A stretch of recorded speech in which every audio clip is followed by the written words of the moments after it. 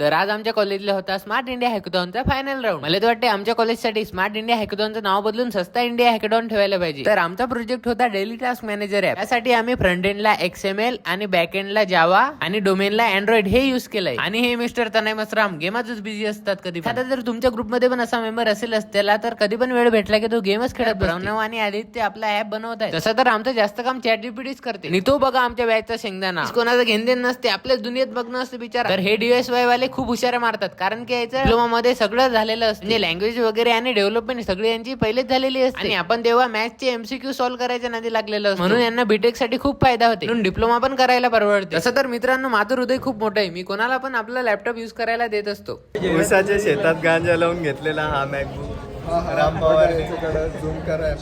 अतिशय योग्य मार्ग निवडलेला आहे.